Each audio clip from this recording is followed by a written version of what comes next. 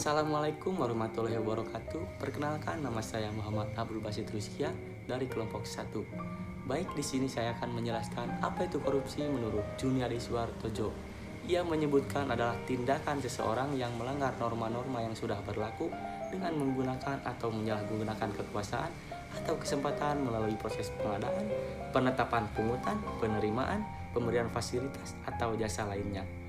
Istilah korupsi dipergunakan sebagai acuan singkat untuk serangkaian melawan hukum yang mengacu pada aktivitas tersembunyi dan ilegal demi mendapatkan keuntungan pribadi atau golongan yang kini ditekankan sebagai abuse of power atau penyalahgunaan kekuasaan. Korupsi berasal dari kata Latin corruptio atau corruptus yang berarti kerusakan atau kebobrokan. Korupsi seringkali dikaitkan dengan ketidakjujuran seseorang di bidang keuangan yang secara harfiah memiliki arti tidak bermoral. Ciri-ciri korupsi biasanya lebih dari satu orang dan bersifat rahasia. Baik, segini dari saya. Penjelasan selanjutnya akan dilanjutkan oleh teman saya, yaitu Rizky Maulana dan Rosa Septia. Wassalamualaikum warahmatullahi wabarakatuh. Assalamualaikum warahmatullahi wabarakatuh. Saya Muhammad Rizky Maulana. Di sini saya akan mempresentasikan dan menjelaskan tentang dampak-dampak korupsi. Pertama-tama ada dampak korupsi di bidang ideologi, yang kedua ada dampak korupsi di bidang ekonomi, dan ketiga ada dampak korupsi di bidang politik. Nah, teman-teman, pertama-tama saya akan menjelaskan tentang dampak korupsi di bidang ideologi. Sebelumnya, udah ada yang tahu tentang dampak korupsi di bidang ideologi? Pastinya belum pada tahu ya. Nah, saya akan menjelaskannya sekarang. Dampak korupsi di bidang ideologi. Korupsi juga merusak nilai-nilai sila yang ada pada ideologi Indonesia, yaitu Pancasila. Untuk mencegah hal itu memerlukan upaya pencegahan, bisa dibilang juga preventif, upaya penanggulan, atau bisa disebut kuratif. Pembudayaan masyarakat dan mahasiswa Pancasila sebagai negara seharusnya tidak dinodai ataupun dilukai oleh adanya suatu tindakan yang dapat merugikan segala pihak. Nah, di sini juga saya akan mempresentasikan dampak ideologi di bidang politik. Teman-teman, lanjut. Di sini saya akan menjelaskan tentang dampak korupsi di bidang politik. Yang pertama ada pemimpin koruptor. Adanya praktik suap dari para calon-calon partai saat pesta demokrasi akan membuat bayangan bahwa mereka juga akan menjadi calon koruptor. Tradisi ini sudah lama terjadi. Para calon pemimpin selalu memberikan uang ataupun sembako supaya masyarakat memilih dia saat pemilihan. Contohnya calon kades lah, kan suka ada tuh ke tiap rumah ngebagiin uang ataupun beras, ataupun ini juga bisalah sarung ataupun pakaian. Nah, contoh simpelnya seperti itu. Lanjut, yang kedua ada korupsi juga menyebabkan publik tidak lagi percaya pada demokrasi.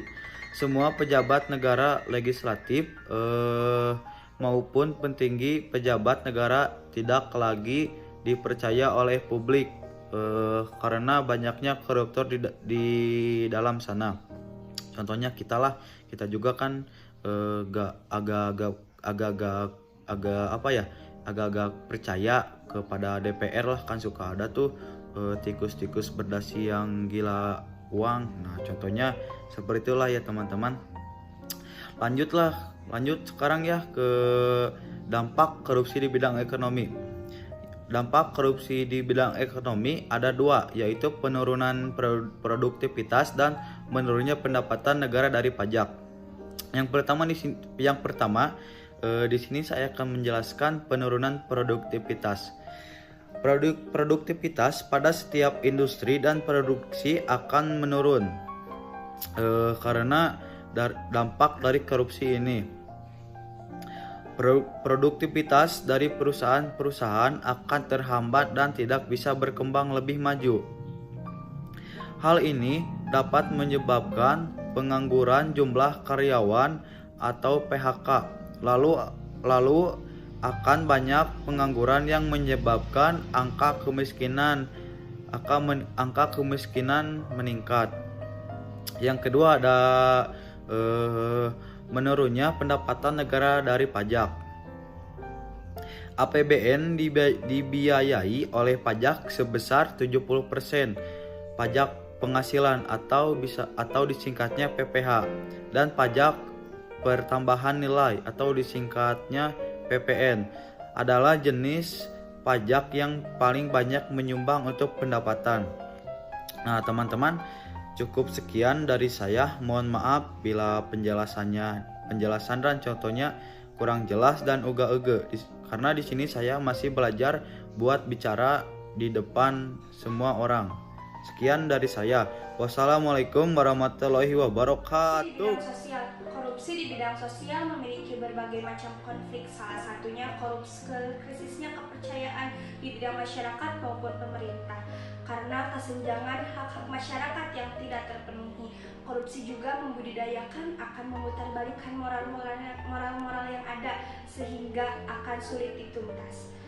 Penyebab korupsi menurut Jack Bologneggon adalah keserakahan, kesepakatan, kebutuhan didefinisikan sebagai orang yang menjalankan korupsi. Di sini saya mengambil 3 contoh ya korupsi di Republik Indonesia. Yang pertama, Surya Darmaji sebanyak 78 triliun, kedua Mega Absari sebanyak 23 triliun, ketiga Jiwarasya masing-masing sebanyak 18 triliun. Upaya penanggulangan atau pencegahan korupsi dapat dilakukan dengan meningkatkan pengawasan terhadap sistem administrasi dan birokrasi pemerintah, memberikan hukuman atau sanksi terhadap perilaku tindak pidana korupsi, memberikan penyuluhan, dan mengajak masyarakat untuk memberantas korupsi. Kita sebagai pelajar atau generasi muda bangsa dapat dijadikan sebagai benteng terakhir untuk menyalurkan nilai-nilai anti korupsi dengan melakukan pembinaan terhadap aspek mental, spiritual, dan moral. Nah, cukup sekian presentasi dari kelompok kami. Wassalamualaikum warahmatullahi wabarakatuh.